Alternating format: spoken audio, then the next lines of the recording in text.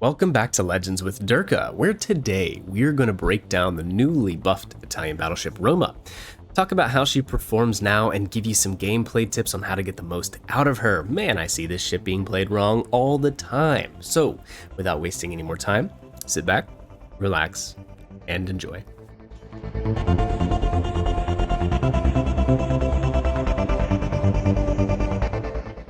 Now this video is going to be a little bit different. In the background, I'm actually going to have two separate gameplays to show you at the same time. They were both similar. We kind of got left alone in the Roma in both cases, and I think they were both good examples of what you should do. Match 1, Haven. Capture the base, and there's the CV, so that put me on the weak side with only one other ship to help me out. Match 2, Warrior's Path Domination, again on the same flank. This time we did have a destroyer and a cruiser for support. Let's see how long they last.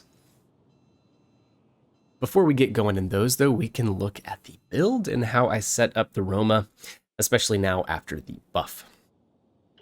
For starters, aiming systems, prop, concealment, and main battery mod 3. At the helm, I am using the Italian Littorio commander, the only accuracy commander for the Italian BBs, as we all know. A little bit shady, but hey, it is what it is. Maybe we'll be getting that free-to-play Italian BB commander, the accuracy one, coming up in the next update. I guess time will tell. But free-to-play folks, for right now, revel does a good job and makes for a great brawling commander. So, just so we're all up to date, Roma was buffed. I'm just going to post it up here so that you can take a look through all the stuff. The buff, the most significant part of it, I feel like, is the exhaust smoke consumable, which gives you the same capabilities as Francesco at tier 6 and her sister ship, the Littorio Veneto. Gives a lot of interesting gameplay options when you're playing a battleship, so I feel like that was the biggest part of the buff, but there is more that you can look over. Speaking of consumables, I'm also using the catapult fighter for a very important reason. When you're using your exhaust smoke consumable, you're going to lose a line of sight on your enemies. You're not going to be able to see them, so you can't shoot them. And if you don't have a ship in front of you, like a destroyer or someone helping you, you're not going to have any targets, and you're going to be pretty useless. So having the catapult fighter is a very good consumable for the Roma for exactly that reason. Now, in both of these cases, I want to review how to properly play a battleship and hold a flank. But before we get to Battleship 101, let's go talk about Team Play 101. And that basically says that if you lose a flank, you're probably going to lose the game, and Haven is a perfect example of why. Not at any fault to my teammates, but they are all essentially sitting in the same place most of the game. They are shooting from their spawn here across to the red spawn, and the reds are firing back. So to protect themselves, they are keeping their bow facing the enemy and protecting the vulnerable parts of their ships. So if this flank falls where I'm at now, the red Yamato and the Georgia simply sail around here a few kilometers and would have the soft underbelly of our whole team. In a few salvos, they could devastate, 20, 30,000 damage, take out some ships, and that is game over. There's no way that our teammates sitting in the spawn here can defend themselves against two different firing positions, and this is what a crossfire is, if you've heard someone talk about that. Now, the same could be said for the match on Warrior's Path. Without something here to stop all of these players, the Yamato, the Georgia, and the Brandenburg could march right up this side of our map and do the same thing, and they would also have access to our base to capture it and win.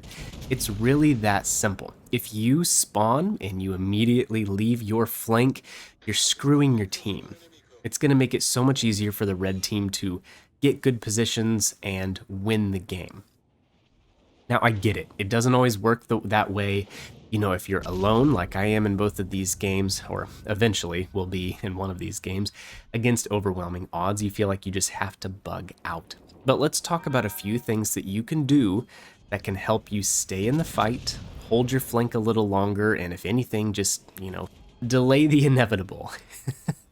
And this is especially true in a battleship like Roma. Roma is very speedy and maneuverable.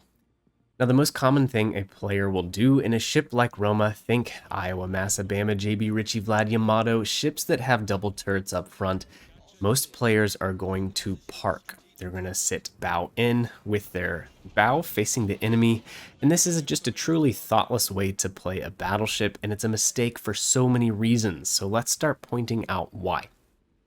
If you're bow into an enemy and stopped, congratulations, you are now the easiest target to hit in the entire lobby. You have two options at this point.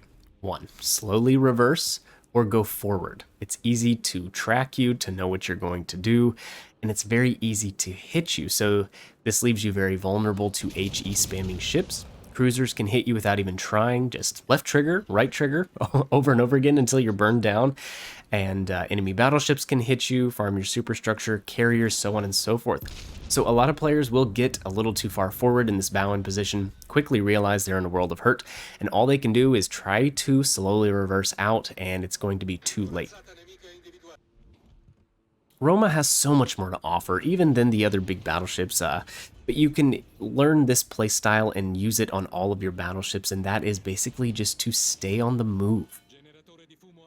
When approaching your enemies, you want to size them up, see what you're up against, and then that can help you decide if you want to push or immediately start to turn out. Now, turning out, like we did in both of these games at the very beginning, gives you options.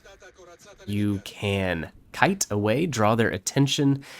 You could turn to port and shoot again. You could park there, keep angled, or you could turn to starboard and start running away. Either way, lots of options. If things are going bad, you can just get up to high speed and start kind of booking it out of there. And the best part of it is, once you get turned out, your armor is angled, and you can be a complete nuisance to these battleships and the enemies on this flank, and there's not a lot that they can do to dislodge you without just pushing in force. Now, turning out isn't always the best move. Like I've said before, you kind of have to size up your opponent and know what you are up against. On Warrior's Path, we had a Georgia, Brandenburg, Yamato, and I had a sneaking suspicion about a Somers over here. You cannot push in this situation, you will die. And back over on Haven, there was a Yamato and a Georgia. That was enough to give me pause, but even behind him, there was a B-43 and some other support ships. So again, you can't push here, you will die. You need to play defensively when the side is so overloaded with reds. Now, when you have a ship advantage or there's one solitary battleship you feel comfortable that you could push them and drive by them or something, or if it's a cruiser and you can push them and kill them and take the flank, then that is great. You're just going to have to decide that as you're playing, and knowing what you're up against is very important here. Alright, so we've stayed alive in both games. We've stopped the Reds from pushing and taking my flank. That's awesome. Now what do? Well, you should always look at the map. You should check back in and remember what the objective is to win the game. On Haven, it's capture the base or kill all of the Reds. So, are there any destroyers left on the red team? If so, where are they? Are they sailing to your base? Are they going to capture it while no one is there to defend it? It is such a frustrating way to lose a game, and I see it happen all of the time. Everyone just kind of abandons the base, and no one is there to go back and defend it. On Warrior's Path, it's a domination match. So, does your team own A, B, and C? Are you getting enough points? If not, do you need to capture more points or defend, or what do you need to do? And those are questions that the Reds did not ask in this game, and so our team has the points advantage and all of the caps, so now I can start to think about playing more defensively. Because if it comes down to it, I don't have to sink anyone, I just need to stay alive. And back on Haven, we are not in danger of losing the base, and our teammate in the middle of the map needs our help. So we can finally be a little bit aggressive. Now the Grosser Kurfürst here on the edge of the map is focusing on our Massachusetts. Mass is right in the middle of a Georgia, an Alaska, this GK, so we definitely need to help him out. The Yamato I kept my distance from because basically that battleship can overmatch the Roma everywhere, but the GK, not afraid of it all. And he's sitting here bow in, which means that he can't really get away from me. We do take a shot at the Massachusetts just to see if I could clean him off the board, but we'll see how that turns out. Now, we were using the exhaust smoke to approach the GK, and I had been holding my fire up until then because I did not want to be spotted and chewed up by these secondary batteries. If you fire your guns, even if you're in a smoke screen, you have a smoke firing penalty. For the Roma, it's about 14 kilometers. So it's important to hold your fire if you do not want to be spotted. If you're going to be driving by an enemy battleship, you probably need to use the gun lock feature. You could use the overview camera with left bumper, or if you have the presets where it's one of the controller sticks, you could do that and pre-aim your guns early on so that you're not trying to play catch up when you get to the side of the enemy battleship. But again, that guy was reversing, made it really easy on me.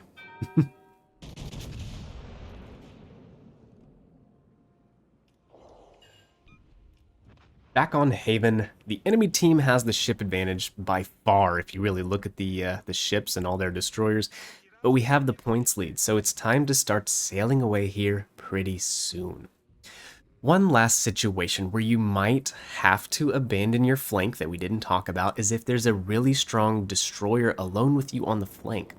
This is something that you're just going to have team support to deal with. You're probably never going to spot a Shimakaze or a Kleber unless they want to be spotted, but they could easily YOLO you at high speeds or just keep pumping you with torpedoes and there's nothing you can really do. It makes it impossible to angle against both the destroyer's torpedoes and the rest of the enemy team. So that's one example where you probably have no choice but to leave the flank. It's a team game after all. You're not going to be able to backpack the team in every single case. But anyways, on Warrior's Path with the points lead here, we're going to get the win. Not the most glorious way to win, but winning is winning. Haven, it was very close to losing, so we made a snap decision to sail towards the Yamato rather than chasing the carrier, assuming he has will to rebuild, to give him some additional AA cover, and to do something cheeky with our exhaust smoke consumable. Checking out the points at the top of the screen, we see that losing the Yamato could lose us the game. If he dies, we lose 60 points, and the Reds gain 40 points. With the timer getting close to 0, you know, it's pretty close. So as long as he doesn't fire his guns, he can hide in this smoke screen from the carrier and from the Georgia here peeking around the corner, and we will win. It's about this time in the game chat that I'm saying, hey, don't fire your guns, just stay still. But anyways, overall it works, and we are able to squeak out the win there. I do hope some of these tips in the video helped and can help you improve your gameplay and overall make our player base a little bit better, which will improve the game for all of us. I would appreciate it if you smashed the thumbs up button and shared this video with your new Battleship Captain friends. Let me know in the comment section down below what you think of Roma and her buff. If you don't have her, are you considering getting her, and blah, blah, blah. And with that, I will catch you guys in the next one. See ya.